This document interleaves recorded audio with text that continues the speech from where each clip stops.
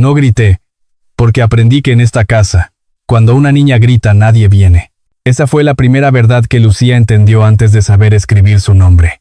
Mientras sus manos pequeñas barrían el patio al amanecer y los adultos miraban sin ver, el miedo se convirtió en rutina y el silencio en ley. Nadie sabía que detrás de esa niña callada había una historia capaz de hacer temblar a todo un pueblo. Nadie imaginaba que una sola voz infantil, rota pero firme, sería el inicio de una grieta imposible de cerrar. Y cuando alguien por fin decidió escucharla, ya era demasiado tarde para seguir fingiendo que no pasaba nada. Hola a todos, bienvenidos a nuestra historia. No olviden dejar su like, suscribirse al canal y contarnos en los comentarios desde dónde nos están viendo. La escoba raspaba el piso de ladrillo del patio con un sonido seco, constante, como si contara los segundos de una mañana demasiado fría. El viento se colaba por las rendijas de la barda vieja y levantaba un polvo fino que se pegaba a la piel. En la casa de los Herrera, el aire olía a tierra reseca y a humo viejo, y aún así, Lucía seguía barriendo. Era pequeña para el tamaño de aquel patio, y aún más pequeña para la carga que llevaba encima. Sus manos, apretadas en el palo de madera, ya estaban coloradas en la base de los dedos. Cada vez que trataba de cambiar el agarre para descansar, una punzada le recordaba las rozaduras de los días anteriores. No lloraba fuerte. No se atrevía. Solo se le escapaban lágrimas tímidas, que se limpiaba con la muñeca para que nadie las notara. Detrás de ella, el paso de Margarita Herrera sonaba parejo sobre las losetas, arrastrando las pantuflas como si no tuviera prisa, pero sí intención. Ese arrastre se repetía con la misma frialdad que una campana de aviso. Margarita no necesitaba gritar todo el tiempo para que el patio se sintiera más angosto. Le bastaba con estar cerca. Mira nada más. Otra vez dejaste mugre en la orilla. ¿Cómo quieres que esta casa se vea decente si tú siempre estás igual?, dijo Margarita, y su voz no tenía calor. No era el volumen lo que dolía, sino el filo. Lucía apretó los labios. Se inclinó más y barrió rápido, como si la prisa pudiera borrarla de ahí. Sí, señora, alcanzó a decir, tan bajito que el viento casi se lo llevó. Desde la sombra del porche, Enrique Salgado observaba sin moverse. Estaba sentado en una silla vieja, con el codo recargado en la baranda, y fumaba como si el humo fuera lo único que le importaba en el mundo. Miraba a Lucía como quien mira un insecto que se atraviesa en el camino. No era odio abierto, era algo peor para una niña. Era indiferencia.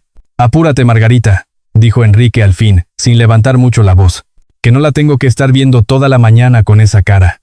Margarita soltó una risa breve, de esas que no nacen de alegría. Volteó a ver a Enrique, como buscando aprobación, y luego regresó a Lucía con los ojos más fríos. «Se cree muy especial porque es hija de Tomás Herrera», murmuró, como si eso le diera permiso de ser lenta. El nombre de Tomás cayó como una piedra dentro del pecho de Lucía. No lo dijo, pero lo sintió. En el rincón de la sala, dentro de la casa, había una fotografía vieja enmarcada. Estaba tan cubierta de polvo que el rostro del hombre apenas se distinguía, y aún así, Lucía lo conocía de memoria. Su papá, Tomás, con uniforme, una sonrisa cansada, la mirada tranquila, la foto era el único lugar donde él seguía en pie. En el altar improvisado, la vela ya no encendía. El vaso de vidrio tenía ceniza vieja, y el aire ahí se sentía frío, como si la casa hubiera olvidado rezar. Lucía recordaba a su padre de otra manera.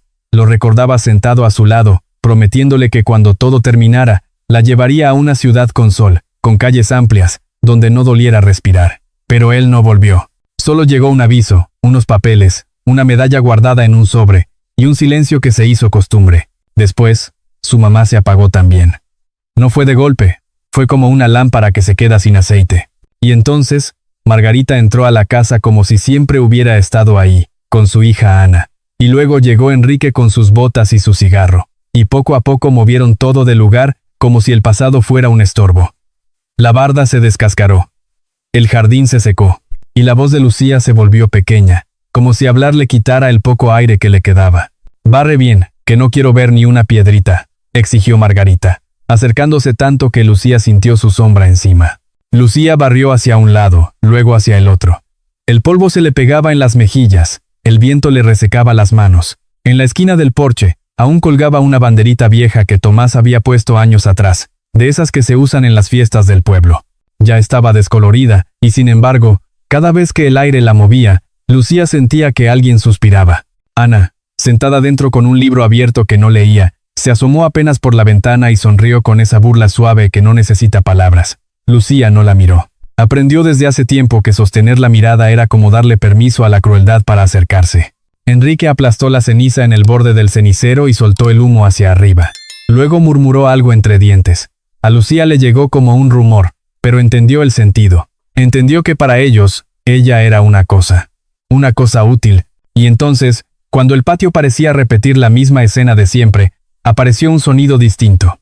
Un motor, no fuerte, no veloz. Un motor que se acercaba despacio por el camino de grava frente a la casa. Las piedras crujieron bajo las llantas, una por una, con un ritmo que no pertenecía a ese lugar. Margarita se quedó quieta. Enrique dejó de mover el pie por primera vez en varios minutos. Hasta el viento pareció contenerse un segundo. Lucía levantó apenas la cabeza, sin querer, como si una parte de ella se hubiera acordado de la curiosidad. Por la reja de hierro, se asomó un coche cubierto de polvo de carretera. No era nuevo, pero estaba cuidado. Se detuvo justo frente al portón, y el motor se apagó con un suspiro. Del lado del conductor bajó un hombre de mediana edad. Traía un abrigo oscuro, de esos que se usan cuando el amanecer todavía muerde, y los zapatos salpicados de lodo, como si hubiera caminado antes de llegar. No se veía perdido. Se veía como alguien que sabía exactamente dónde estaba, aunque el lugar ya no se pareciera a lo que buscaba. Se quedó un momento mirando la fachada. La pintura levantada, el techo del porche hundido, el patio seco. Luego sus ojos se clavaron en el poste de madera junto a la entrada, donde antes, hace años, había un letrero que decía el nombre de la casa. Ahora solo quedaban raspones viejos en la madera, como cicatrices. Lucía lo observó sin entender por qué. Era la primera vez en mucho tiempo que veía a un adulto mirar esa casa con otra expresión que no fuera costumbre o desprecio. En los ojos del hombre había tristeza, sí, pero también había algo firme, como una decisión tomada en silencio. Margarita reaccionó al fin. Endureció el gesto y se adelantó hacia el portón, como si con su cuerpo pudiera cerrar el mundo. «¿Qué se le ofrece?», dijo, y su voz volvió a tener ese filo amable que usaba con extraños. El hombre dio un paso hacia la reja. No levantó la voz. No sonrió de más. Solo preguntó claro y directo, como quien abre una puerta que nadie quiere abrir. «Disculpe, ¿esta es la casa de Tomás Herrera?». Lucía sintió que el aire se le detenía en la garganta, y sin saber por qué, apretó la escoba como si fuera lo único que la sostenía. En el porche, Enrique giró la cabeza despacio. Margarita se quedó inmóvil un instante, como si aquel nombre la hubiera sorprendido más de lo que estaba dispuesta a mostrar. Y en ese mismo segundo, antes de que alguien respondiera, Lucía entendió algo sin palabras. Ese hombre no había llegado por casualidad. Había venido por algo que estaba enterrado bajo el polvo, algo que ellos creían olvidado, algo que, quizá, todavía respiraba.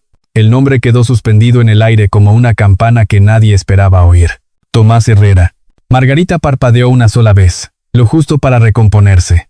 Enderezó los hombros, cruzó los brazos, y miró al hombre frente a la reja con una sonrisa tensa, de esas que no llegan a los ojos. «Aquí no vive nadie con ese nombre», respondió. Se equivocó de casa. El hombre no contestó de inmediato.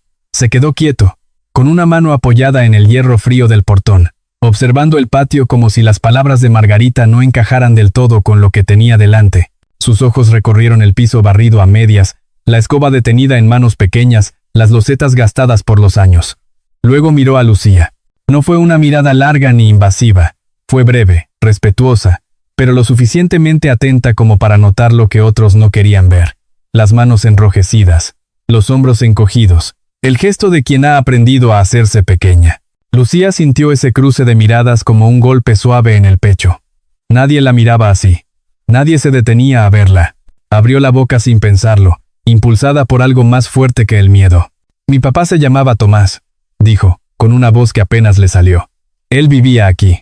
El sonido seco de un paso interrumpió el momento.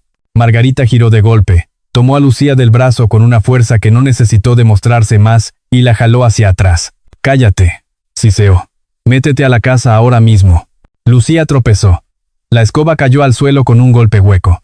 El hombre frunció el ceño, y por primera vez su expresión cambió. Ya no era solo tristeza, era sorpresa. Y algo más, algo que se encendía despacio. Enrique se levantó de la silla con lentitud, aplastó el cigarro contra el cenicero y dio 2 pasos hacia el portón. Su presencia llenó el porche sin que dijera una sola palabra. Cuando habló, lo hizo con un tono seco, aburrido. «El señor está muerto», dijo. «Si viene a pedir algo, aquí no hay nada. Siga su camino». El hombre sostuvo la mirada de Enrique sin alterarse. No levantó la voz ni retrocedió. Era amigo suyo, dijo simplemente. De Tomás. Margarita soltó una risa corta, forzada. Amigo, repitió. Pues llegó tarde, aquí ya no queda nada de él. Lucía, aún sujeta del brazo, miró al hombre una vez más. Sus ojos estaban llenos, no de lágrimas todavía, sino de palabras que no podía decir. Quiso hablar. Quiso contarle que aún iba al panteón, que guardaba cosas pequeñas de su papá, que no todo se había ido. Pero el apretón de Margarita se cerró más. Entra, ahora, ordenó, y empujó a Lucía hacia la puerta. El hombre dio medio paso adelante. Espere, dijo, con firmeza contenida. Solo quiero saber, ¿esa niña es hija de Tomás? Margarita se detuvo. Giró despacio, como si cada movimiento estuviera calculado. Miró al hombre con frialdad. Es hija de alguien que ya no está, contestó. Y ahora está bajo mi cuidado. Eso es todo lo que necesita saber. Las palabras eran correctas pero vacías. El hombre no respondió. Bajó la mirada hacia la mano de Lucía, aún atrapada. Vio la piel raspada, una marca reciente en la muñeca. No dijo nada, pero algo en su rostro se endureció. Enrique dio un paso más y empujó el portón con la mano. Ya escuchó. Váyase, dijo. No me gustan los extraños parados frente a mi casa. El hierro chirrió al abrirse lo suficiente para marcar territorio, no para invitar. El hombre dio un paso atrás. No discutió, no alzó la voz. Simplemente asintió con la cabeza, como quien entiende que ese no era el momento. Está bien, dijo. Buen día. Caminó de regreso a su coche. Cada paso parecía pesado, no por el camino, sino por lo que acababa de ver. Antes de subir, se detuvo un instante. Miró hacia atrás, entre los barrotes del portón que ya se cerraba. Lucía lo observaba desde la puerta. Sus ojos se encontraron una vez más. Esta vez, el hombre no apartó la mirada de inmediato. Fue apenas un segundo, pero en ese segundo Lucía sintió algo extraño. No esperanza todavía. Algo más parecido a ser reconocida. El portón se cerró con un golpe metálico. El sonido resonó en el patio como un eco seco. El coche arrancó despacio.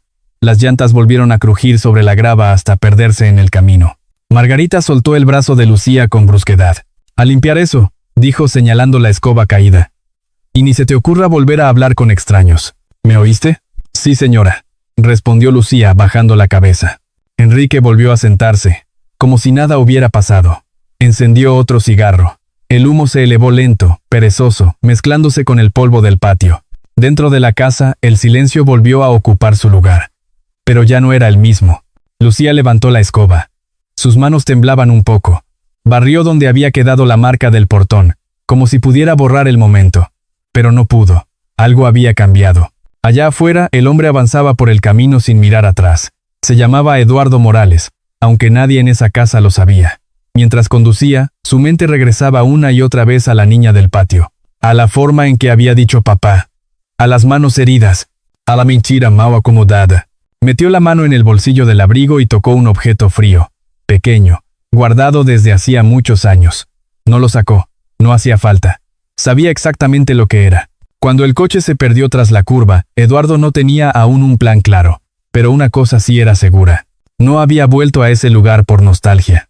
Había vuelto porque algo que creyó enterrado seguía vivo, y porque una promesa, hecha hace mucho tiempo, acababa de despertar. El camino al panteón era estrecho y de tierra apisonada. Eduardo Morales condujo despacio, como si temiera despertar algo que llevaba años dormido bajo esos árboles viejos.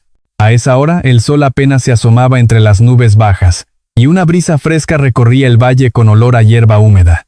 Valle del Río seguía siendo el mismo en apariencia, pero ya no se sentía igual.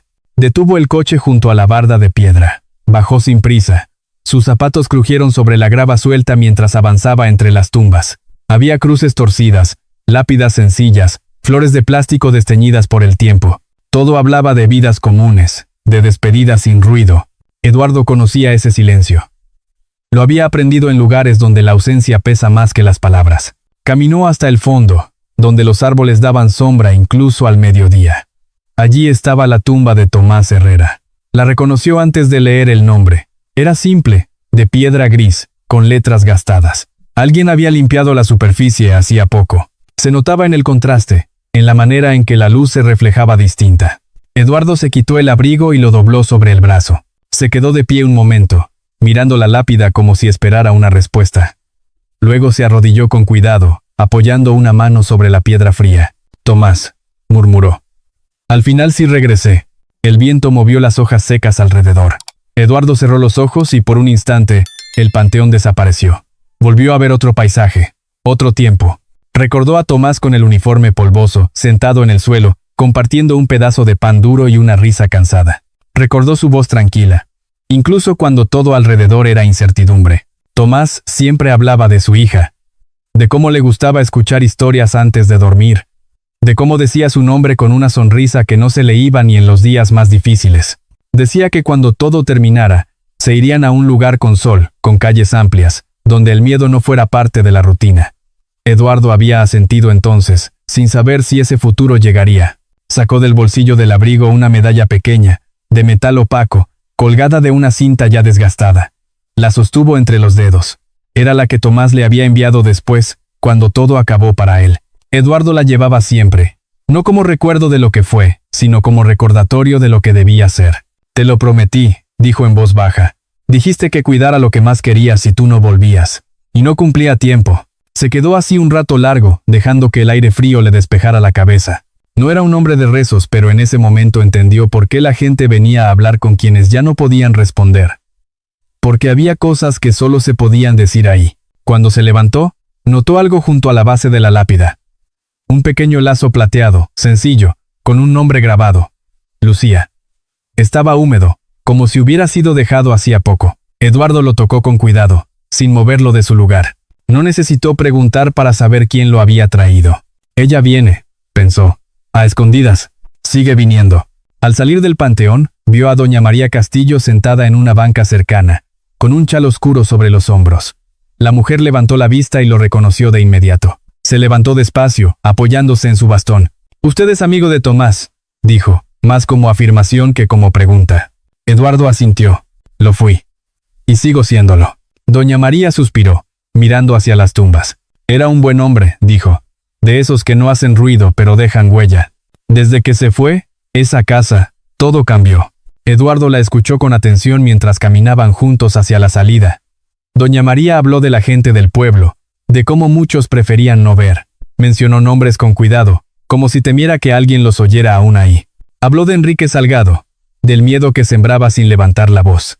Y habló, con un susurro más bajo, de Víctor Mendoza. «Aquí todos saben, pero nadie dice nada», comentó. «Porque decir algo cuesta caro». En la puerta del panteón los esperaba Esteban Castillo, el hijo de doña María. Era joven, delgado, con una mirada inquieta que se movía más rápido que sus palabras. «No debería quedarse, señor», dijo casi sin saludo. «La gente aquí no perdona a los que hacen preguntas». Eduardo lo miró con calma. «Yo tampoco me perdono no hacerlas», respondió. Se despidieron. Eduardo volvió al coche con pasos firmes, aunque por dentro llevaba un peso nuevo. Antes de subir, miró una vez más hacia las cruces alineadas. Pensó en Lucía, barriendo un patio que no era suyo. Pensó en la mentira repetida tantas veces que ya parecía verdad. Condujo sin rumbo fijo durante un rato, dejando que el paisaje lo acompañara. Finalmente se detuvo en una pequeña tienda del camino. Compró café caliente en un vaso de unicel y se sentó en la banqueta, observando el ir y venir lento del pueblo. Las campanas de la iglesia sonaron a lo lejos, marcando la hora con un tono grave. Eduardo dio un sorbo y cerró los ojos. En su mente, la imagen de Lucía volvió con claridad. Su voz pequeña diciendo, «Papá». La mano marcada, la manera en que había mirado a través del portón, como si no supiera si creer o no. «No puedo irme», pensó. No era valentía lo que sentía. Era algo más sencillo y más fuerte. Una deuda. Una promesa antigua que no aceptaba seguir dormida.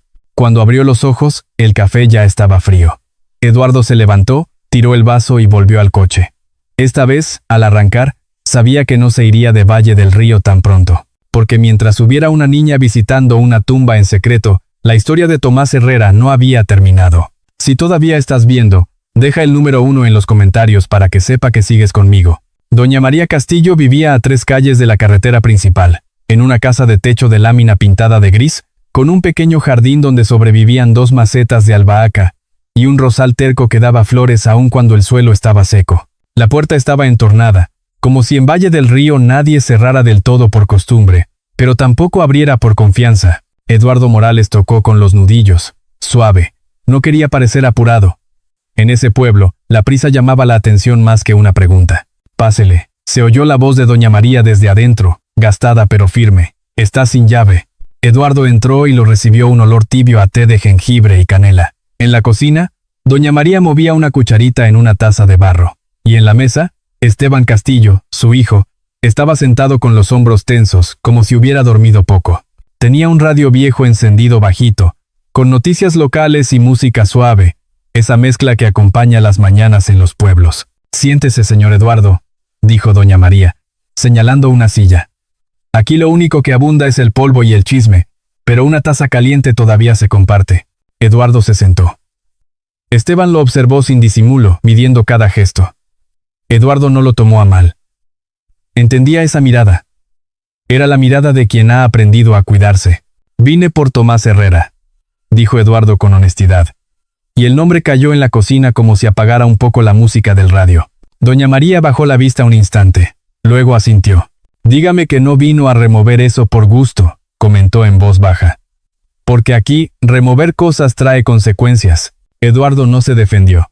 Solo sostuvo la taza con ambas manos, dejando que el calor le calmara los dedos. «Lo vi hoy», dijo. «Vi a la niña, Lucía».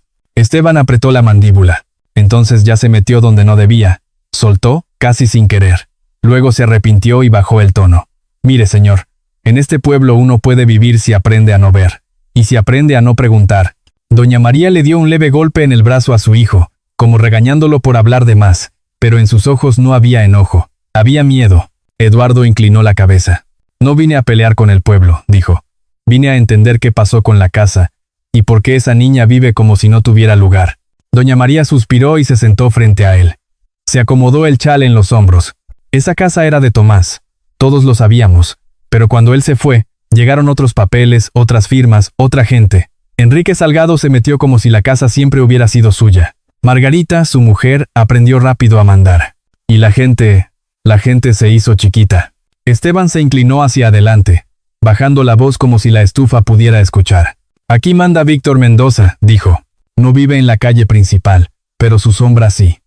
Tiene el aserradero grande, el transporte de madera y amistades en la oficina del municipio. Si alguien le cae mal, de pronto le llega un cobro, una multa, o se le pierde un trámite. Y si alguien insiste, entonces se queda sin trabajo».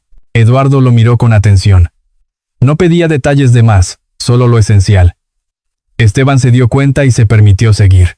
«Mi primo trabajó en el monte», dijo, apretando la taza. «Una vez dijo que había visto papeles raros, que la firma no era la misma. Al mes lo cambiaron de ruta. Luego lo mandaron lejos. No volvió al pueblo, y nadie pregunta por él, porque preguntar es ponerse en la lista de los que estorban». Doña María levantó la vista hacia la ventana. Afuera pasaba un hombre en bicicleta, despacio. No miró hacia la casa, pero tampoco necesitó mirar. Su presencia bastó para que el silencio se hiciera más espeso. «¿Ve?», dijo doña María apenas con los labios. «Así vivimos, con cuidado». Eduardo sintió un nudo en el estómago. No era sorpresa. Era confirmación. En las ciudades la gente tiene ruido para tapar el miedo. En los pueblos el miedo se escucha clarito cuando todos callan. «¿Y Lucía?», preguntó. «¿Alguien? ¿Alguien la ayuda?». Doña María movió la cabeza con tristeza. «Yo le dejo pan a veces. Un plato con frijoles cuando puedo. Pero si Margarita se entera, le va peor a la niña. A veces Lucía viene por las tardes y se queda tantito afuera, como si solo quisiera sentir que en algún lugar la tratan como persona. Pero no se queda mucho. Tiene la mirada de quien se acostumbra a regresar rápido». Esteban tragó saliva. «La he visto ir al panteón», dijo. «Muy temprano o ya casi de noche. Lleva flores chiquitas, de esas que crecen solas en la orilla del camino. Ni siquiera roba del jardín de nadie, como si tuviera miedo hasta de eso». Eduardo apretó los dedos contra la taza. En su mente, el lazo plateado con el nombre Lucía volvió a aparecer. La imagen se le quedó pegada. «Doña María», preguntó, «¿por qué nadie le dice nada a las autoridades?». Doña María soltó una risa breve, amarga. «¿A cuáles?», respondió. «Aquí las autoridades se saludan con Víctor Mendoza en la plaza. Le sonríen. Comen de la misma mesa. El que se queja, se queda solo». Esteban miró a Eduardo con urgencia. «Señor», insistió, «usted no es de aquí. Puede irse. Y si se va hoy, quizás todo queda igual, y usted vuelve a su vida. Pero si se queda, lo van a ver. Y cuando lo vean, no lo van a soltar». Eduardo se quedó callado un momento. Afuera, Un gallo cantó tarde. Se oyó también el golpe lejano de una puerta y el ruido de una camioneta pasando por la calle de tierra. Sonidos comunes. Pero en ese pueblo, lo común también era aviso. No tengo interés en ser héroe, dijo Eduardo al fin, con una voz tranquila que no buscaba convencer a nadie. Solo decir la verdad. Pero Tomás Herrera fue mi amigo, y hoy vi a su hija con las manos lastimadas. No puedo hacer como que no vi. Doña María lo miró con una mezcla de respeto y preocupación. Usted habla como los hombres de antes, comentó. De esos que creen que la palabra vale. Aquí la palabra vale, si no se enfrenta con el dinero. Eduardo dejó la taza en la mesa y sacó del bolsillo una tarjeta simple, sin lujo, solo su nombre y un número. No todo es dinero, dijo, pero a veces el dinero puede abrir puertas que el miedo mantiene cerradas. Y yo no vine a presumir nada. Vine a cumplir una promesa. Esteban frunció el ceño. ¿Promesa?, preguntó. Eduardo miró hacia el suelo, como si viera la tierra del panteón. Tomás me dijo una vez que, si él no regresaba, alguien debía cuidar lo que más quería, respondió. Yo pensé que el tiempo me daría chance. Me equivoqué. Doña María respiró hondo y le tomó la mano. Un gesto breve, maternal, como si le pasara fuerza. Entonces escuche bien, señor Eduardo, dijo. Aquí no gana el que grita más. Gana el que sabe esperar, el que reúne pruebas sin hacer ruido, y el que entiende que el pueblo tiene miedo, pero no está muerto. Eduardo levantó la mirada. Eso vine a buscar, contestó. No pleitos, camino. Esteban bajó los ojos y, después de unos segundos, asintió apenas. Era poco, pero en Valle del Río, ese asentimiento valía mucho. Al salir de la casa, Eduardo sintió algo nuevo en el aire. No era esperanza completa, todavía. Era una grieta en la costumbre. Un espacio diminuto donde la verdad podía entrar si alguien la sostenía sin temblar. Y mientras caminaba hacia la calle, supo que ya no se trataba solo de Lucía. Se trataba de un pueblo entero que había aprendido a callar para seguir respirando. Y él, sin haberlo planeado, acababa de decidir que no se iría hasta entender cómo se rompía ese silencio. La tarde cayó sobre Valle del Río con una lentitud espesa. El cielo se volvió de un gris apagado y el aire trajo consigo ese silencio que en los pueblos no anuncia descanso, sino cuidado. En la casa de los Herrera, el día seguía como siempre, pero algo se había movido debajo de la superficie, como una corriente que empieza a cambiar de rumbo. Enrique Salgado cerró la puerta de un golpe seco y dejó las llaves sobre la mesa. No se quitó la chamarra. Caminó directo a la cocina, donde Margarita acomodaba unos trastes sin prisa, como si el sonido del vidrio le ayudara a pensar. Ese hombre volvió a preguntar por Tomás, dijo Enrique, sin rodeos. No fue casualidad. Margarita se detuvo apenas un segundo. Luego siguió acomodando los platos, pero sus dedos estaban rígidos. Ya se fue, respondió. No hizo nada. ¿Eso crees tú?, dijo Enrique. La gente que pregunta no siempre se va de verdad. Se sentó y encendió un cigarro. El humo subió lento, pegándose al techo bajo. Margarita lo observó de reojo. Conocía ese gesto. Cuando Enrique fumaba así, era porque algo no le gustaba nada. Voy a avisar, continuó él, para que estén atentos. No dijo a quién. No hacía falta. En Valle del Río, ciertos nombres no se pronunciaban en voz alta dentro de las casas. Bastaba con una mirada o una pausa. Desde el pasillo, Lucía escuchaba. Estaba sentada en el suelo, doblando ropa vieja que ya no era suya. No levantó la cabeza. Aprendió desde temprano que moverse de más podía costarle caro. Pero afinó el oído. Cada palabra se le quedó guardada como una piedrita en el bolsillo. Enrique salió al patio y habló por teléfono, dándole la espalda a la casa. Margarita se acercó a la ventana, cuidando que nadie desde afuera pudiera verla. Su voz bajó cuando regresó. A partir de hoy, dijo, nadie habla con extraños. Nadie. Y tú menos que nadie. Lucía asintió sin mirarla. Dentro, Ana Salgado estaba recostada en el sillón, con el celular apagado sobre el pecho. No había estado dormida. Se incorporó apenas para mirar a Lucía con una sonrisa ladeada. ¿Ya te crees importante porque alguien preguntó por tu papá?, soltó. No seas ridícula. Lucía no respondió. Siguió doblando la ropa, aunque las manos le temblaban. Ana se levantó y pasó junto a ella, empujándola apenas con el hombro, como quien no quiere ensuciarse. Nadie viene por ti, añadió en voz baja. A nadie le importa. Lucía cerró los ojos un segundo. Cuando los abrió, su mirada estaba más quieta. No era resignación, era cuidado. Esa noche, la casa se sumió en un silencio espeso. Enrique se quedó dormido temprano, el televisor encendido sin volumen. Margarita cerró las ventanas y revisó el cerrojo 2 veces. Ana se metió a su cuarto con la puerta cerrada. Lucía esperó. Esperó a que el reloj marcara una hora que no sabía leer del todo, pero que sentía en el cuerpo. Esperó a que los pasos se apagaran, a que el humo del último cigarro se disipara. Cuando el aire se volvió más frío, se levantó despacio. Se puso unos zapatos viejos, los únicos que no hacían ruido. Tomó del cajón un pequeño lazo plateado, ya gastado, con su nombre grabado. Lo apretó entre los dedos como si fuera un amuleto. Abrió la puerta trasera con cuidado y salió. El camino al panteón estaba casi oscuro. La luna apenas se asomaba entre nubes. Lucía caminó por la orilla, evitando las piedras sueltas. Conocía ese trayecto mejor que cualquier otro. Cada árbol, cada sombra. No llevaba flores esta vez, solo el lazo. Cuando llegó, el aire era distinto. Más frío, más quieto. Se acercó a la tumba de Tomás Herrera y se arrodilló. Pasó la mano por la piedra, limpiando un poco el polvo que el viento había traído de nuevo. «Papá», susurró. Hoy vino alguien. No sabía por qué lo decía. Tal vez porque necesitaba decirlo en voz alta. Dejó el lazo junto a la base de la lápida, acomodándolo con cuidado. No lloró. Se quedó ahí, respirando lento, como si el panteón fuera el único lugar donde el tiempo no la empujaba. No vio la figura que se movió entre las sombras, más atrás. Un hombre se detuvo un instante, lo suficiente para confirmar.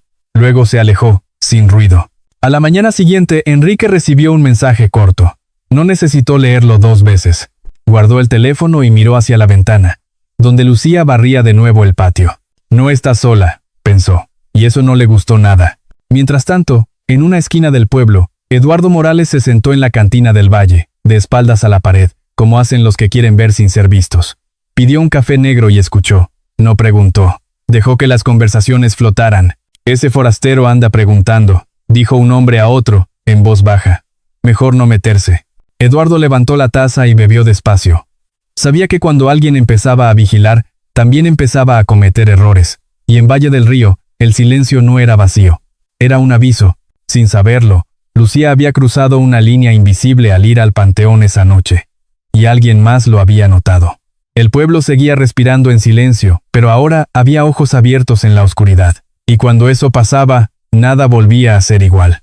La mañana en Valle del Río amaneció con un sol pálido, como si también tuviera dudas. Eduardo Morales caminó hacia la presidencia municipal con el paso tranquilo de quien no quiere parecer apurado. Llevaba una libreta pequeña en el bolsillo y una pluma que casi no usaba, pero ese día le pesaban como si fueran herramientas de trabajo. El edificio era sencillo, de paredes color crema, con un ventanal empañado por el polvo del camino. En la entrada, un hombre con camisa remangada barría hojas secas sin levantar la vista. Nadie saludó. Nadie preguntó a qué venía. En Valle del Río, cuando alguien no pregunta, no es cortesía, es prudencia. Adentro olía a papel viejo, tinta y humedad. Un ventilador giraba despacio en el techo, haciendo un zumbido constante. Eduardo se acercó al mostrador y habló con un empleado de lentes, un hombre que parecía cansado desde antes de empezar el día. «Busco unos registros de propiedad de la zona de los Herrera», dijo Eduardo con voz neutra. «Es para aclarar unos datos antiguos». El empleado lo miró apenas. Sus ojos se movieron rápido hacia una esquina del pasillo y regresaron. «¿Nombre?», preguntó, sin levantar el tono. «Tomás Herrera», respondió Eduardo. El aire cambió. No fue un cambio grande, fue sutil, como cuando se cierra una ventana y el cuarto se queda un poco más frío. El empleado tragó saliva, acomodó los lentes y señaló un archivero. «Ahí están los expedientes viejos», dijo, «pero están revueltos. Si encuentra algo me avisa». Eduardo asintió y fue hacia el archivero. Sacó una carpeta, luego otra. Revisó con paciencia. No buscaba prisa, buscaba coherencia. Entre hojas amarillentas encontró recibos, actas, sellos borrosos, firmas repetidas. En algunas, el nombre de Tomás aparecía como dueño original. En otras, como si hubiera cedido lo que era suyo. Eso, pensó, es lo que no cuadra. Tomó un documento más grueso, con varias páginas. Era un traspaso de terreno, fechado años atrás, cuando Tomás ya no podía haber estado en ese lugar. El sello municipal estaba ahí. La tinta, también. Y abajo, una firma, Tomás Herrera. Eduardo se quedó quieto.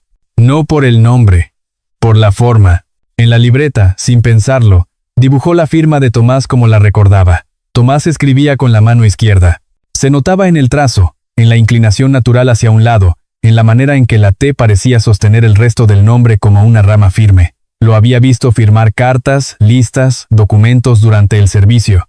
La mano izquierda de Tomás era una certeza. Volvió a mirar la firma del papel. Era rígida. El trazo iba al otro lado. No tenía la misma caída. No era de alguien que escribe así toda la vida. Era una imitación hecha con prisa o con práctica falsa. Eduardo sintió un golpe seco en el pecho. No de miedo, sino de confirmación. Ahí estaba la raíz del problema. No era un pleito de familia. Era una mentira puesta en papel y bendecida por el silencio. Guardó el documento con cuidado. No se lo llevó completo. No quería llamar la atención cargando una carpeta entera. Doblando con paciencia, tomó nota del número de expediente, la fecha exacta, el nombre de los firmantes secundarios y un sello adicional que aparecía en el margen. Luego, con la calma de quien recoge migajas de pan, arrancó una copia simple que estaba sujeta al final y la dobló para meterla en el bolsillo interno del abrigo. Cuando regresó al mostrador para devolver las carpetas, el empleado no lo miró a los ojos. ¿Encontró lo que buscaba?, preguntó, como quien desea que la respuesta sea no. Encontré algo que me faltaba, contestó Eduardo, y no dijo más. Salió del edificio sin apresurarse. El sol ya había subido, y aún así el aire se sentía pesado.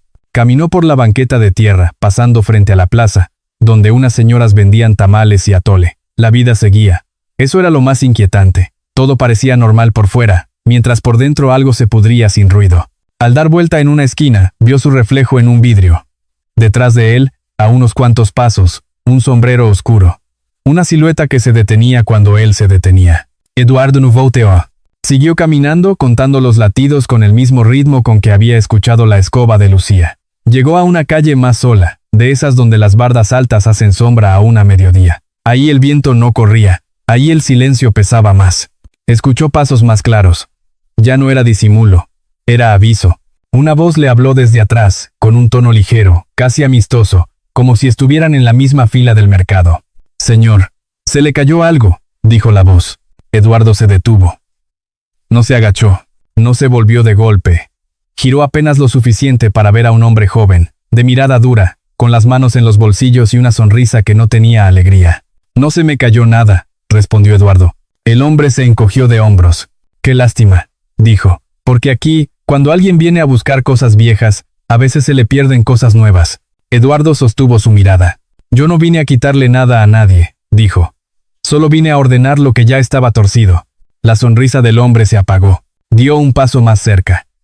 Y entonces, otros dos aparecieron, como si siempre hubieran estado ahí, escondidos detrás de una pared. No fue una escena ruidosa. No hubo gritos.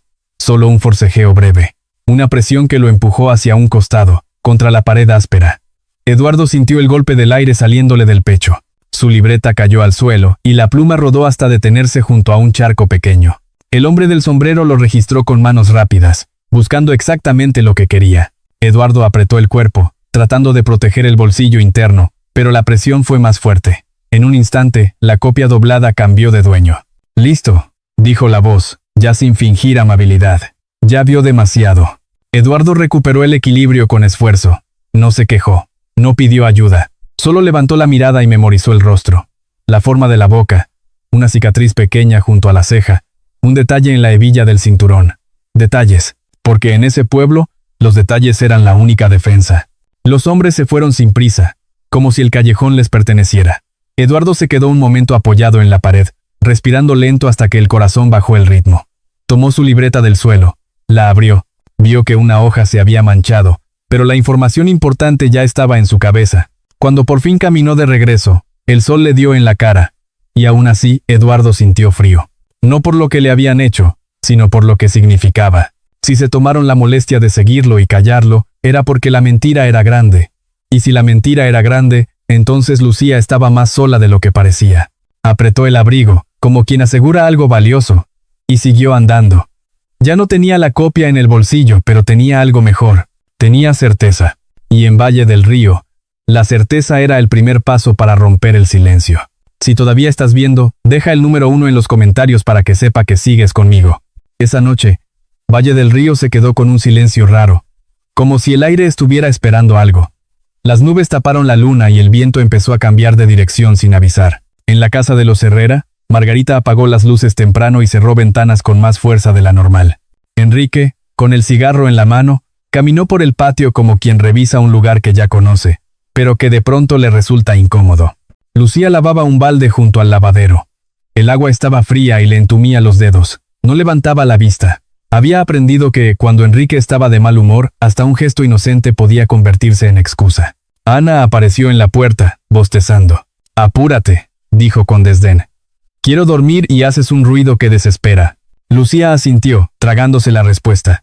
Dio la última enjuagada y dejó el balde a un lado. Al girar, vio a Enrique acercarse a la barda del fondo, donde estaba el cuartito de lámina que usaban para guardar cosas. A un costado, el cobertizo donde guardaban costales y herramientas olía a madera vieja y polvo seco. Enrique tiró el cigarro al suelo, lo aplastó con la suela y lo empujó con el pie hacia un rincón, como si eso bastara para desaparecerlo. Luego se metió a la casa sin decir nada. Margarita se asomó por la ventana, revisando el patio por última vez. «Y tú, directo a tu cuarto», ordenó. «Sin estar dando vueltas, ya me tienes cansada». Lucía entró. El piso crujió bajo sus pasos. En la sala, el retrato de Tomás seguía cubierto por una capa de polvo. La vela apagada, el vaso con ceniza antigua. Lucía miró ese rincón solo un segundo, como quien toca una herida sin querer. Se acostó en su colchón delgado y se quedó quieta, escuchando. La casa tenía sonidos propios en la noche. La lámina del techo se quejaba con el viento. Una puerta golpeaba leve cuando la corriente la empujaba. Y en el fondo, el ronquido de Enrique se mezclaba con el zumbido del refrigerador. Pasó un rato. Tal vez una hora. Tal vez menos. En el campo, el tiempo se mide distinto. Entonces Lucía olió algo. No fue humo fuerte al principio. Fue un olor agrio, como de papel caliente, como de madera que se despierta demasiado rápido.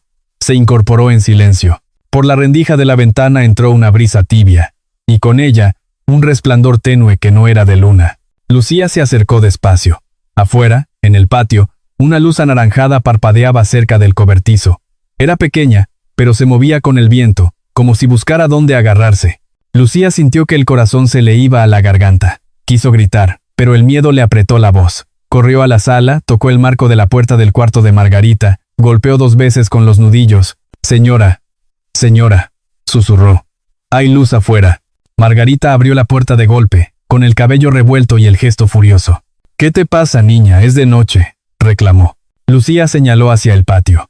Margarita miró por encima de su hombro y se quedó quieta. La luz ya no era solo un parpadeo. El cobertizo iluminaba la barda como si alguien hubiera encendido una lámpara demasiado fuerte.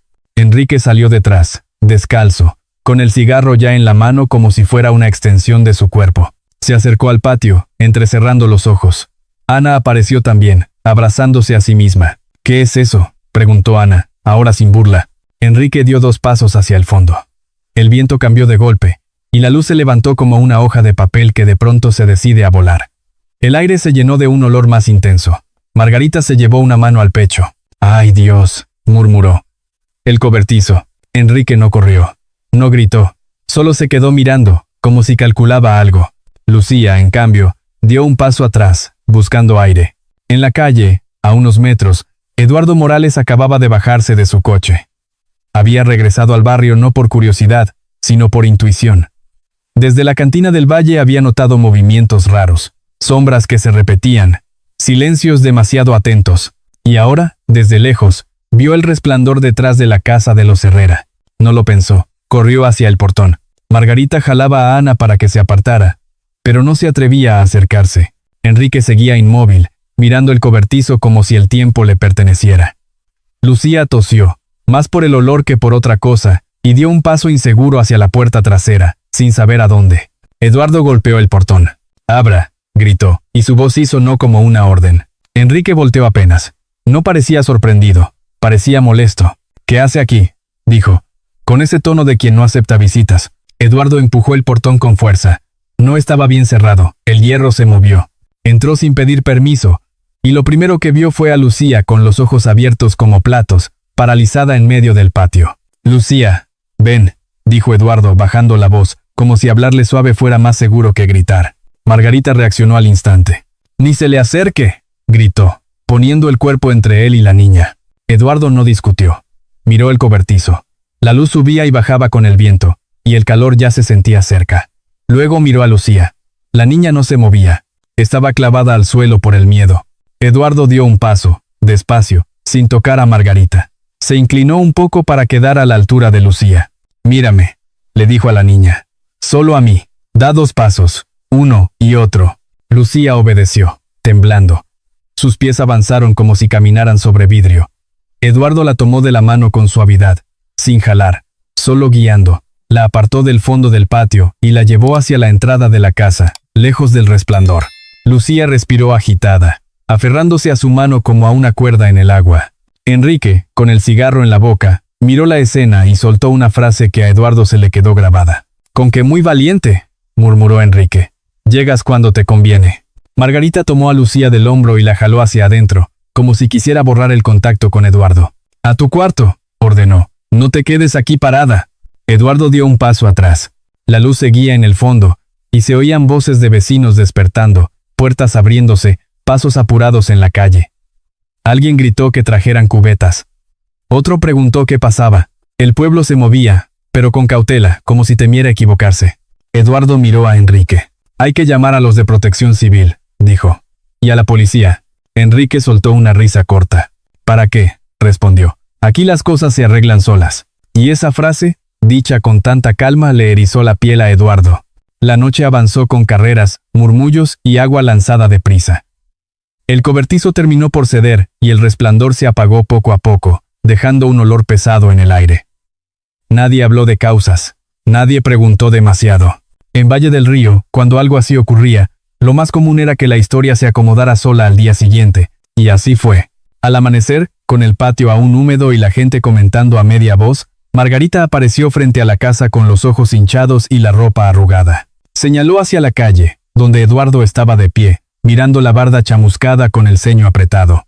«Él estuvo aquí anoche», dijo en voz alta, lo bastante fuerte para que los vecinos escucharan. «Discutió con nosotros. Y luego pasó esto». El murmullo se extendió como un hilo. Enrique se colocó a su lado, con una expresión tranquila, demasiado tranquila. «Que lo investiguen», soltó. «Yo lo vi cerca del cobertizo». Eduardo sintió que el aire se endurecía alrededor. No porque la gente creyera de inmediato, sino porque la gente prefería creer lo que fuera más fácil, lo que evitara problemas. Desde la ventana, escondida detrás de la cortina, Lucía observó. Tenía los dedos apretados contra la tela. Miraba a Eduardo con una mezcla de miedo y gratitud, sin saber qué era peor, la noche del resplandor o la mañana de las acusaciones. Eduardo levantó la vista hacia esa ventana sin saber que ella estaba ahí. Solo sintió, como una punzada, que la verdad acababa de entrar en el terreno donde el silencio mandaba. Y en Valle del Río, cuando el silencio se siente amenazado, responde con una historia hecha a la medida. El pueblo amaneció con el olor húmedo del patio chamuscado todavía pegado a las paredes. La gente se acercaba a mirar desde la banqueta, pero sin cruzar del todo la reja, como si el aire del lugar pudiera mancharlos. Las voces eran bajas, cortadas, y cada frase terminaba con la misma costumbre.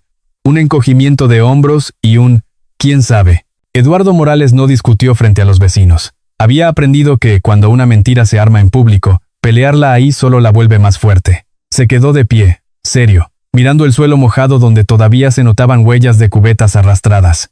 Sabía que la acusación no era un impulso de Margarita. Era un movimiento. Y en Valle del Río, los movimientos no se hacían sin permiso. Esteban Castillo escuchó los murmullos desde la esquina de la calle y sintió el estómago apretarse. Vio a doña María en la puerta de su casa con la cara pálida, apretando un rosario como si cada cuenta fuera un paso para no caer. Esteban entendió algo sin que nadie se lo dijera. Si el pueblo empezaba a señalar a Eduardo, sería cuestión de tiempo para que lo aislaran. Y si lo aislaban, nadie lo ayudaría cuando de verdad lo necesitara. Esa tarde Esteban tomó su chamarra. Guardó en una bolsa de tela unas copias de notas que Eduardo había escrito en su libreta y salió caminando rumbo a la estación de autobuses. No corrió, no miró hacia atrás. Caminó como quien va a comprar pan, con la calma ensayada de los que viven bajo vigilancia. En el andén olía a diésel y a café recalentado. Había un puesto con revistas viejas y periódicos del día anterior. Esteban se detuvo ahí un momento, fingiendo leer titulares, hasta ver a una mujer de cabello castaño recogido y ojos atentos bajar de un autobús. Traía una libreta de tapa dura bajo el brazo y una mochila sencilla. No venía como turista, venía mirando. Era Clara Ríos.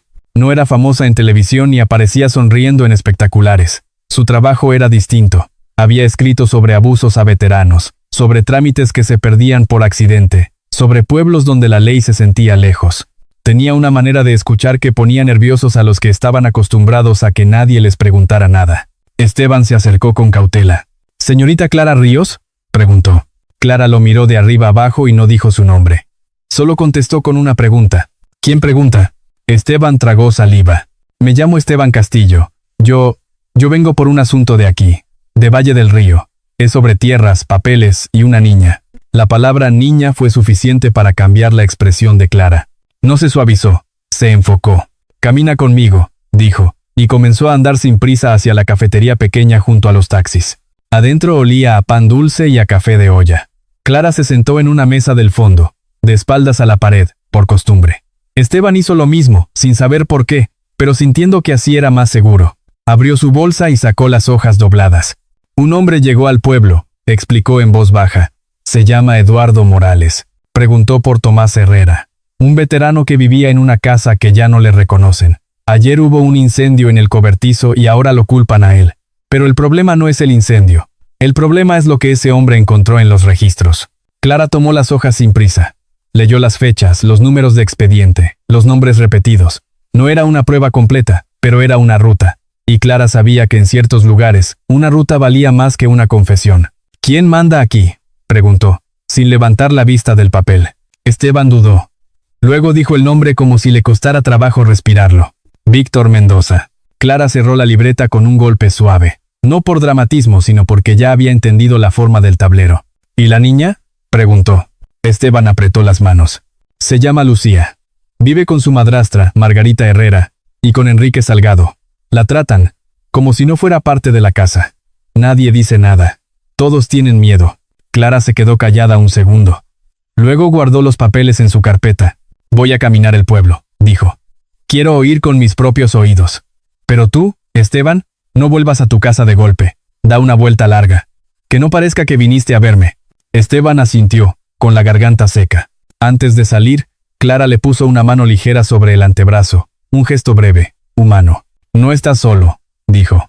«Pero tienes que cuidarte». Esa misma tarde, Clara llegó a Valle del Río como si fuera cualquier visitante. Se hospedó en una posada modesta cerca de la iglesia, pidió un cuarto con ventana al patio, y bajó a tomar un café como si no tuviera prisa. Luego comenzó a caminar. No iba preguntando a lo loco. Se detenía donde la gente se siente cómoda, en la tienda, en la tortillería, en la sombra de la plaza. Una señora le dijo casi sin mirar, que la casa de los Herrera siempre tuvo pleitos. Un señor con sombrero murmuró que los papeles de la tierra no cuadran desde hace años. Alguien más dejó caer una frase y se quedó callado, como si hubiera dicho demasiado. Clara anotó todo, pero sobre todo anotó el miedo. El miedo tiene patrones. Se repite en las mismas pausas, en los mismos cambios de tema, en la misma manera de mirar alrededor antes de contestar. Al anochecer, Clara entró a la iglesia de San Miguel. Adentro olía a cera y a madera vieja. Había un silencio distinto, menos pesado. El padre José barría hojas secas cerca de la puerta lateral. Al verla, levantó la vista con calma. «Buenas tardes, padre», dijo Clara, y su voz sonó respetuosa. «Busco entender qué está pasando en este pueblo». El padre José apoyó la escoba contra la pared. No se sorprendió. En los ojos se le notó cansancio, pero también una lucidez firme. «Usted no es de aquí», comentó. «No, padre. Pero a veces, cuando uno no es de un lugar, ve cosas que los de adentro ya dejaron de ver». El padre José la miró en silencio unos segundos, como si midiera el riesgo de cada palabra. «Lo peor de Valle del Río no es un hombre con poder», dijo al fin. «Lo peor es que el pueblo aprendió a quedarse callado para seguir viviendo». Clara sintió un escalofrío leve, no por el frío, sino por la verdad simple de esa frase. Miró el altar, las velas encendidas, el crucifijo colgado alto. Todo parecía igual a cualquier iglesia. Y sin embargo, afuera el miedo tenía dueño. «¿Hay alguien dispuesto a hablar?», preguntó ella. El padre José suspiró. «Hay gente que quiere hablar», dijo. «Pero primero tienen que creer que alguien los va a escuchar sin dejarlos solos después». Clara apretó su libreta contra el pecho. «Entonces, empecemos por escuchar bien, padre», respondió. Cuando Clara salió de la iglesia, ya había oscurecido. En la esquina un hombre fumaba recargado en una barda, como si esperara a alguien. Clara pasó sin mirarlo, pero lo vio en el reflejo del vidrio de una ventana. En Valle del Río, las sombras también tomaban nota. Y mientras el pueblo se preparaba para dormir con sus puertas cerradas y sus preguntas guardadas, una cosa era segura. Por primera vez en mucho tiempo, alguien había llegado dispuesto a poner luz donde todos habían aprendido a vivir a oscuras. La noche cayó sobre Valle del Río con una lluvia fina, de esas que no hacen charcos grandes, pero empapan el ánimo. Las calles se vaciaron temprano. Se apagaron radios, se cerraron cortinas. En muchas casas, la gente se metió a dormir sin cenar bien, como si el estómago también aprendiera a guardar silencio. En la iglesia de San Miguel, el padre José terminó de acomodar las bancas con movimientos lentos. El templo olía a cera reciente y a madera vieja. Las veladoras del altar parpadeaban con el aire que se colaba por las rendijas, y el crucifijo, allá arriba, parecía mirar al pueblo con una paciencia triste. El padre José no era un hombre joven, pero tampoco estaba vencido. Era de esos sacerdotes que hablan poco y escuchan mucho. Ese día, desde que Clara Ríos se había ido, la frase que él mismo había dicho no dejaba de retumbarle por dentro. Lo peor era la costumbre de callar. Lo repitió en silencio mientras guardaba el incienso, como si al nombrarlo pudiera entender cómo romperlo. Casi a medianoche, escuchó 3 golpes suaves en la puerta principal. Tuc, tuc, tuc. No eran golpes de borracho ni de muchacho travieso. Eran golpes apurados, contenidos, como si quien los daba estuviera pidiendo permiso para seguir respirando. El padre José se acercó, sostuvo el llavero con firmeza y entreabrió apenas. ¿Quién es?, preguntó, sin elevar la voz. Una figura se deslizó hacia adentro con el cuerpo encorvado. La lluvia le caía del cabello y de la chamarra. El padre José reconoció de inmediato esos ojos, aún con la cara manchada de tierra. «Esteban», susurró sorprendido. «¿Qué haces aquí a estas horas?» Esteban Castillo temblaba. No solo de frío. Traía el hombro lastimado, y su respiración era corta, como si hubiera corrido mucho o como si hubiera estado escondido demasiado tiempo. «Padre», dijo, y la voz se le quebró. «En el monte, al norte, hay un refugio viejo, el R9. Ahí guardan papeles, muchos, de tierras, de firmas, de todo lo de Víctor Mendoza». El padre José lo sostuvo por el brazo y lo llevó hacia el fondo, al cuartito donde guardaban cálices y manteles. Lo sentó en una banca y le puso una toalla sobre los hombros. «Respira despacio, hijo», ordenó con suavidad. «Aquí estás a salvo». Pero incluso al decirlo, el padre José sintió que esa palabra, a salvo, ya no sonaba igual en Valle del Río. Esteban apretó la toalla con los dedos. «No estoy seguro de que me hayan perdido», murmuró. «Me siguieron desde la posada. Me metí por las bardas, por los patios. Llegué como pude». El padre José asintió. Cerró la puerta interna, revisó ventanas, bajó una cortina. Luego se arrodilló un momento frente al pequeño altar lateral y murmuró una oración corta, como se reza cuando no hay tiempo para discursos. Afuera, la lluvia seguía. Entonces se escuchó una voz del otro lado de la puerta principal. Firme, educada, demasiado segura para ser una visita inocente. «Padre José», dijo la voz, «vengo a confesarme». El sacerdote se quedó inmóvil. Conocía esa voz. La había escuchado en ceremonias, en eventos del municipio, en saludos donde todos sonreían con miedo. Víctor Mendoza. El padre José no abrió. Se acercó sin hacer ruido y respondió desde adentro. «A esta hora no hay confesiones, don Víctor. Regrese mañana». Hubo una pausa, lo suficiente para que el silencio se hiciera pesado. «Todos necesitamos perdón, padre», contestó Víctor con un tono casi amable. «Y el perdón se busca cuando el corazón no deja dormir». Detrás de esa frase había algo frío. No era una petición. Era una advertencia disfrazada. El padre José apretó el crucifijo que llevaba colgado. En el cuartito del fondo, Esteban se incorporó con esfuerzo. Sus ojos estaban abiertos, alertas. «Padre», susurró. «No le abra. No viene solo». El sacerdote lo sabía. Se notaba en el aire. Se notaba en la manera en que la lluvia dejaba de sonar, como si el pueblo entero contuviera el aliento. El padre José dio un paso hacia atrás, lejos de la puerta, y tomó una decisión rápida. No heroica, práctica. «Esteban», dijo en voz baja, «voy a esconderte». Lo llevó al fondo, detrás de unas cajas donde guardaban los manteles de las fiestas patronales. Le indicó que se recostara, que no hablara, que respirara despacio. Luego regresó al templo principal y apagó varias veladoras, dejando solo una encendida cerca del altar, pequeña, como una luciérnaga en un campo oscuro. Afuera, la voz de Víctor sonó otra vez. «Padre», insistió, «abra. Solo quiero hablar». El padre José no contestó. El silencio duró unos segundos. Después, se escuchó un sonido metálico, claro, inconfundible, como un candado cerrándose. Luego otro, y otro. El sacerdote corrió hacia la puerta, jaló la manija, no cedió. Miró por la rendija lateral. Alcanzó a ver sombras moviéndose, botas sobre el agua, una linterna barriendo el suelo. Después, pasos que se alejaban, tranquilos, como si el trabajo ya estuviera hecho. No intentaron entrar. Lo dejaron encerrado. El padre José retrocedió, con la respiración pesada. Esa era la clase de amenaza que no necesitaba golpes. Era un mensaje. Aquí decidimos cuándo puedes salir, cuándo puedes hablar, cuándo puedes ayudar. Regresó al cuartito. Esteban lo miró, asustado. Nos encerraron, dijo el joven. El padre José asintió. Sí. Y eso significa que saben que estás aquí. O al menos lo sospechan, respondió con calma triste. Pero mientras estemos vivos, aún se puede hacer algo.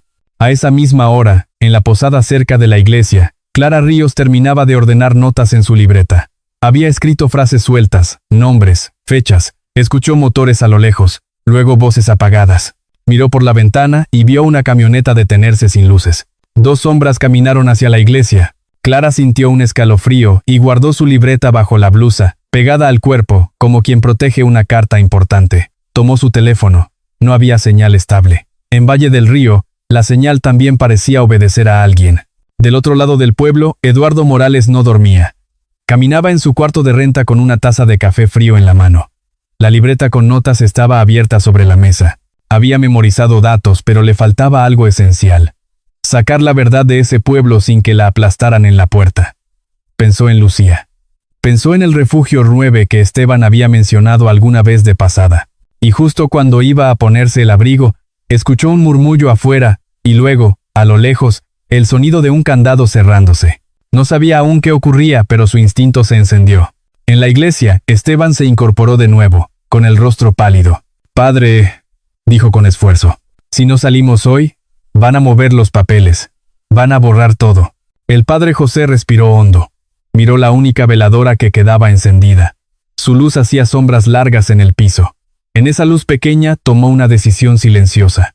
No podía romper el candado desde adentro, pero sí podía hacer algo para que la verdad no muriera ahí. Se acercó a una mesa. Tomó un cuaderno viejo de la sacristía y escribió a toda prisa unas palabras. No muchas, solo lo necesario. Un lugar, un código, una pista. Luego, con manos firmes pese al miedo, escondió la hoja donde solo alguien que conociera la iglesia la encontraría, cerca del altar lateral, junto a una imagen que nadie se atrevía a mover.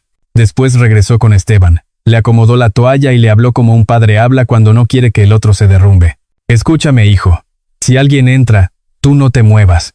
Tú respiras. Tú aguantas», dijo. Y su voz parecía tranquila, pero por dentro el corazón le golpeaba como tambor. Afuera, la lluvia empezó a aflojar. En Valle del Río, cuando la lluvia se callaba de pronto, el silencio no traía paz. Traía pasos. Si todavía estás viendo, deja el número 1 en los comentarios para que sepa que sigues conmigo. La madrugada llegó sin verdadero amanecer. El cielo seguía gris, pero la lluvia había aflojado, dejando el pueblo con un olor a tierra mojada que normalmente traía calma. Esa vez no. Esa vez el aire olía a vigilancia, a puertas cerradas por dentro, a pasos que se esconden. Eduardo Morales caminó rápido hacia la iglesia de San Miguel. No iba corriendo, pero cada paso tenía urgencia. En la plaza, las bancas estaban vacías. En las ventanas, las cortinas no se movían. Cuando llegó a la iglesia, vio algo que le heló el pecho. Un candado por fuera. No uno viejo, uno nuevo, brillante, como puesto esa misma noche para que se notara. No era solo un cierre, era un mensaje. Clara Ríos apareció desde la esquina, con la capucha puesta y la libreta apretada contra el cuerpo. Se detuvo al ver el candado y miró alrededor. No preguntó, ¿qué pasó?, en voz alta. En ese pueblo, las preguntas se escuchaban demasiado. «Esteban está adentro», dijo Eduardo en voz baja, sin saber cómo, pero sintiéndolo. «Y el padre José también». Clara tragó saliva. «Entonces no es casualidad», murmuró. «Están cerrando bocas». Eduardo recorrió con la mirada la puerta, las bisagras, la pequeña ventana lateral. No intentó tirarla. Sabía que hacer ruido atraería a quien puso ese candado. En cambio, caminó hacia el costado del templo, donde la pared daba a un patio angosto. Ahí, detrás de una maceta grande, encontró una rendija en una ventana vieja de la sacristía. La madera estaba húmeda. Se dio apenas lo suficiente para que una mano entrara. Clara sostuvo la mochila abierta, lista. Eduardo metió el brazo, tanteó a ciegas, tocó el borde de una mesa, una tela, un objeto frío, y luego, papel, un cuaderno. Lo jaló con cuidado. Lo abrió ahí mismo, bajo la sombra. En la última página, Con letra apurada, había pocas palabras, pero exactas. Bosque del Norte.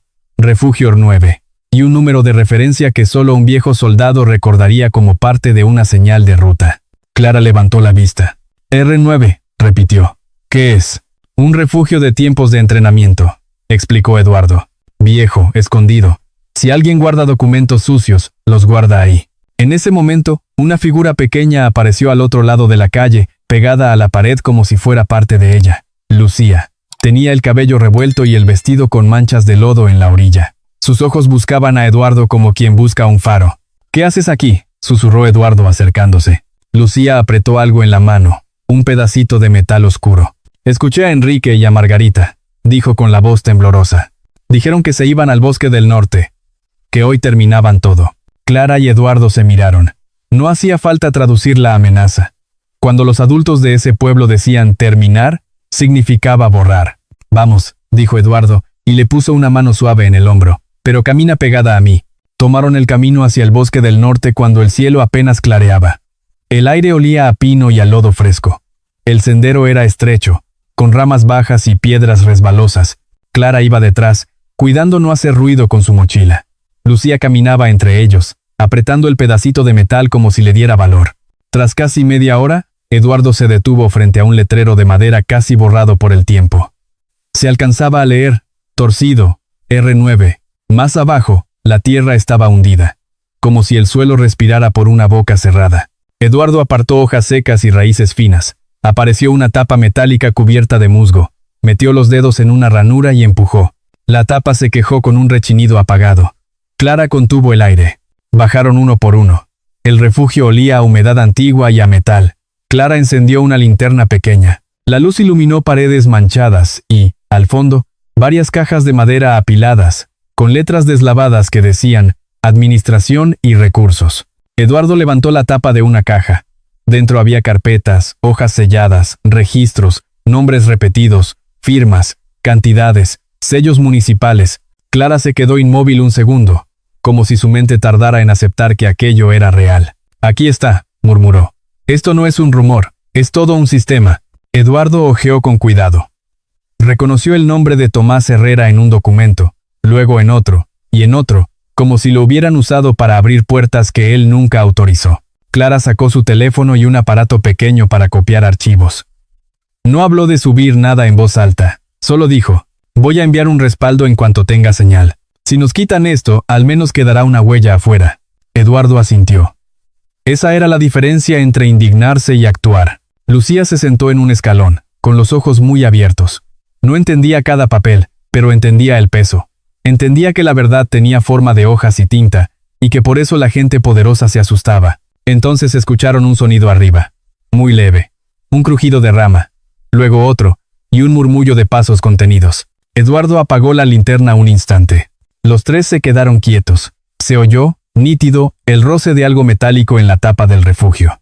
Una voz bajó desde arriba, como si ya supiera la respuesta. Sabía que vendrían, dijo el hombre. La voz de Javier, el Lobo Cruz, no necesitaba gritar para imponerse. Aquí nadie encuentra este lugar por suerte. La tapa se abrió un poco más. Un haz de luz se coló como una cuchillada blanca en la oscuridad. Javier descendió despacio, acompañado de otro hombre cuya silueta se recortó arriba. No hacía falta verlo bien para reconocerlo. Enrique Salgado. Clara apretó la mochila. Lucía se pegó al costado de Eduardo. Eduardo dio un paso al frente, tapando a la niña con el cuerpo. No tienen derecho a estar aquí, dijo con calma firme. Javier soltó una risa corta. Derecho, repitió. En Valle del Río, el derecho lo carga el que manda. Enrique bajó un escalón mirando las cajas como si fueran suyas. Ya vieron demasiado, dijo. Y eso no se arregla con pláticas. Clara se obligó a respirar lento. Con la mano, sin que se notara, aseguró el aparato donde había copiado parte de los documentos y lo deslizó al fondo de la mochila, entre ropa doblada, como si escondiera algo frágil. Eduardo no apartó la mirada de Javier. Si tocan a la niña, dijo, el pueblo entero se va a enterar. Javier levantó la barbilla, divertido. ¿El pueblo?, contestó. El pueblo no se entera de nada. El pueblo baja la cabeza. Y dio un paso más. Todo ocurrió rápido. Eduardo se movió para cerrarles el paso. Javier intentó empujarlo. Enrique quiso pasar por un costado para llegar a las cajas.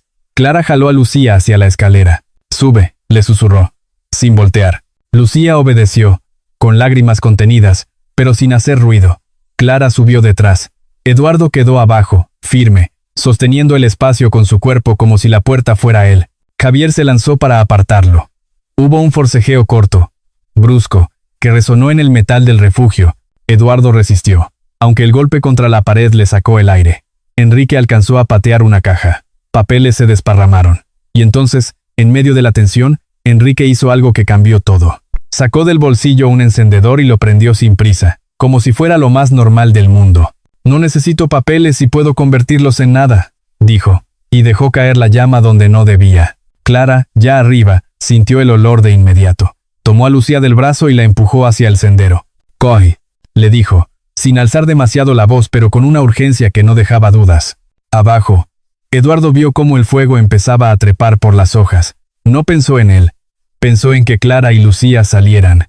Empujó a Javier hacia atrás lo justo para ganar un segundo y señaló hacia la escalera con la mirada. «Váyanse», murmuró, más con el pecho que con la voz. Javier, irritado, quiso detenerlos, pero Eduardo se interpuso una vez más. No con fuerza de joven, con terquedad de hombre que ya perdió demasiado. Clara y Lucía salieron al bosque con la garganta apretada y el corazón desbocado.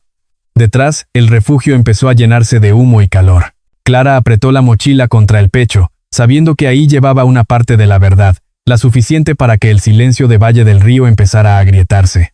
Y en el fondo del refugio, Eduardo se sostuvo un instante más, como un guardián antiguo, no por gloria, sino por una promesa que al fin estaba cumpliendo. El bosque quedó atrás con un olor a humo que no se iba, pegado al cabello y a la ropa como un recuerdo incómodo.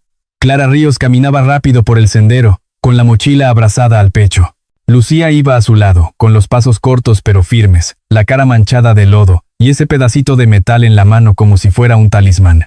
No hablaban, no hacía falta. El miedo, cuando es grande, se entiende sin palabras. Al llegar a la orilla del pueblo, Clara se detuvo bajo la sombra de un mezquite y miró alrededor. El amanecer ya tenía más luz, y con la luz venían los ojos. En una esquina, un hombre barría sin barrer de verdad. En otra, una camioneta estacionada con el motor apagado parecía esperar. Clara apretó la mandíbula. No podía volver a la posada. No podía ir directo a la policía local. En Valle del Río, lo local tenía dueño.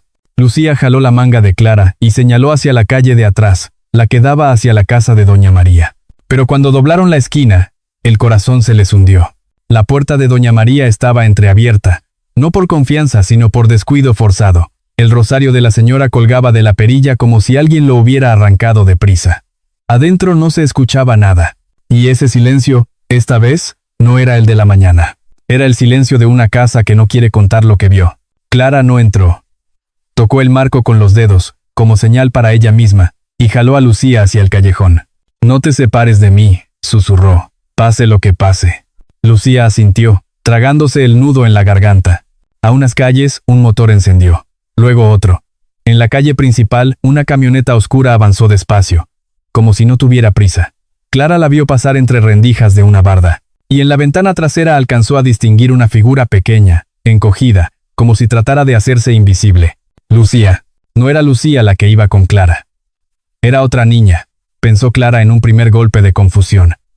Pero el lazo plateado en su muñeca, ese brillo breve cuando el sol lo tocó, no dejó duda. Lucía sintió que el piso se le movía.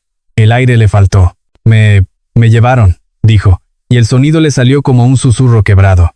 Clara la sujetó por los hombros, con firmeza suave, obligándola a mirarla. «Escúchame», dijo. «Esa no eres tú. Es lo que quieren que tú creas. No te sueltes, no te pierdas. La vamos a traer de regreso, pero con la cabeza fría». Lucía respiró hondo. Una vez, 2 veces, como le había enseñado Eduardo sin decirlo. Mirar al frente. Caminar con cuidado, no regalar el miedo. Clara sacó el teléfono. La señal era mala pero no era cero. Se alejó unos pasos, levantó el aparato buscando una raya, y marcó a un contacto que había conseguido antes de llegar al pueblo. No era alguien de Valle del Río, era alguien de afuera, alguien que todavía no estaba atrapado por los saludos falsos y las sonrisas tensas. «Tengo evidencia y tengo una menor en riesgo», dijo Clara en voz baja. «Necesito apoyo en carretera, no en el pueblo.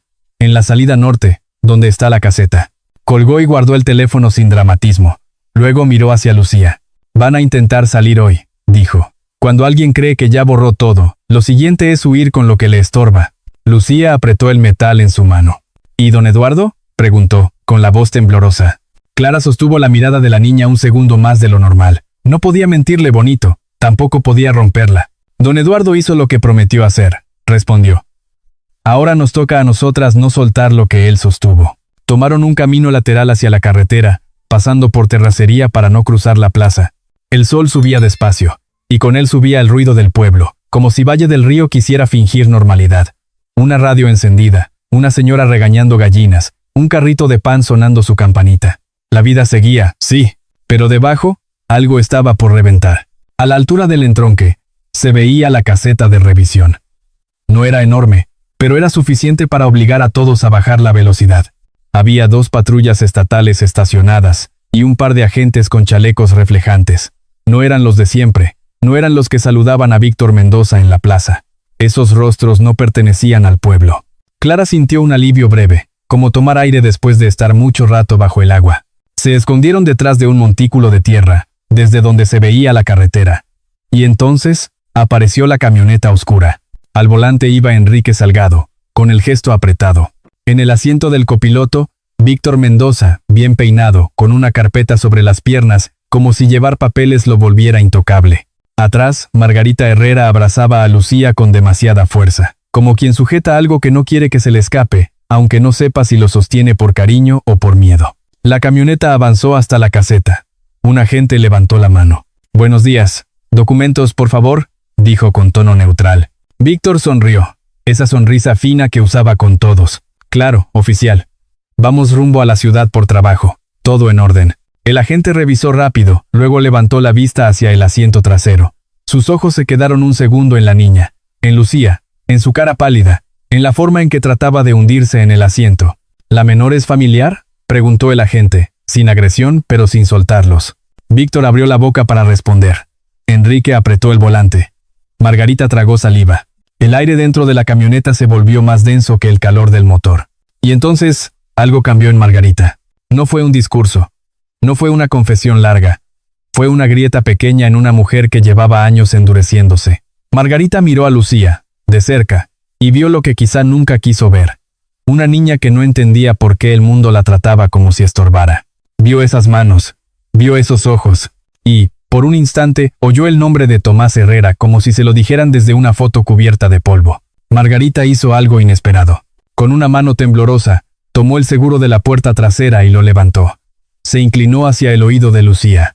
«Cuando yo diga, corres hacia la caseta, no voltees», susurró, y en su voz hubo una urgencia que no era fingida. Lucía la miró, confundida. Margarita levantó la voz de golpe, como si gritara por enojo, como si siguiera siendo la misma. «Váyate», dijo. «Corre», y empujó la puerta. Lucía cayó de rodillas al asfalto húmedo, pero se levantó de inmediato. El agente dio un paso al frente, sorprendido. Clara, desde el montículo, sintió que el corazón se le salía, y en un impulso corrió hacia la caseta, levantando la mano. «¡Es ella!», gritó Clara. «Esa niña está en riesgo». Lucía corrió. No rápido como un adulto, pero sí con todo lo que tenía. Su vestido se pegaba a las piernas, el aire le quemaba la garganta, pero sus pies no se detuvieron. Llegó junto a la agente y se agarró de su chaleco como si fuera un poste firme en medio de una tormenta. El agente alzó la mano para detener el tráfico y habló por radio. Otro agente se acercó a la camioneta. Enrique intentó avanzar un poco, pero ya había una patrulla atravesándose. Víctor cambió el tono, endureciéndose. «Esto es un malentendido», dijo, y su voz perdió la sonrisa. Pero el malentendido ya no alcanzaba. Margarita se quedó sentada, inmóvil, con la mirada fija en Lucía, como si hubiera soltado algo que le dolía soltar. Sus labios se movieron apenas, sin que nadie más lo oyera. «Perdón», dijo, no como excusa, sino como un peso. Lucía no respondió con palabras, solo apretó el pedacito de metal en su mano y respiró, por fin, como si el aire volviera a pertenecerle. Clara llegó jadeando y la cubrió con su cuerpo, como si el viento pudiera llevársela. El agente les pidió calma, habló de protocolos, de protección. Lucía escuchaba a medias. Lo único que entendía de verdad era que, por primera vez, había adultos que no le decían cállate. Le decían estás a salvo. Y mientras el sol terminaba de subir sobre Valle del Río, el pueblo, allá atrás, seguía aparentando normalidad. Pero en la carretera, frente a una caseta sencilla, una niña había corrido hacia la luz. Y esa carrera, corta y temblorosa, acababa de cambiarlo todo. El aire de la carretera todavía olía a lluvia cuando los agentes estatales terminaron de asegurar la zona. Clara Ríos se quedó junto a Lucía, cubriéndola con su chamarra. La niña temblaba, pero no se soltaba del pedacito de metal que llevaba en la mano. No era un juguete, era un ancla, un recuerdo con peso. Al fondo, la camioneta quedó detenida y rodeada. Víctor Mendoza hablaba con voz firme, tratando de convertir el momento en trámite, en confusión, en un simple malentendido. Pero esa vez había demasiados ojos nuevos. Y sobre todo, había algo que él no podía controlar del todo. La presencia de Clara y su carpeta, con copias, notas y respaldos que ya no estaban encerrados en Valle del Río. Los agentes hicieron preguntas claras. Uno de ellos se agachó a la altura de Lucía. ¿Sabes tu nombre completo?, le preguntó con calma. Lucía tardó un segundo. No porque no lo supiera, sino porque estaba acostumbrada a que su voz no importara. Lucía Herrera, respondió al fin.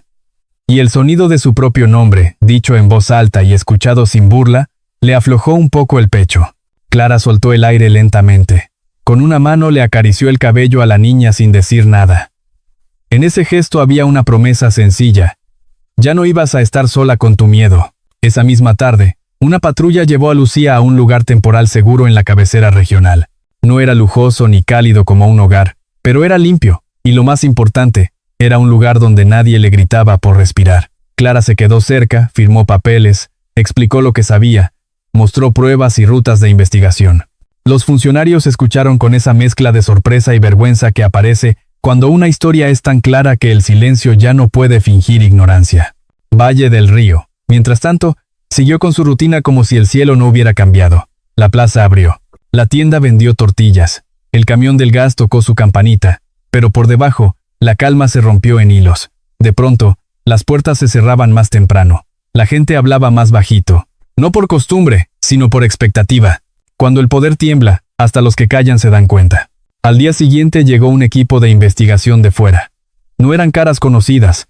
Traían carpetas, cámaras, órdenes y preguntas que no pedían permiso.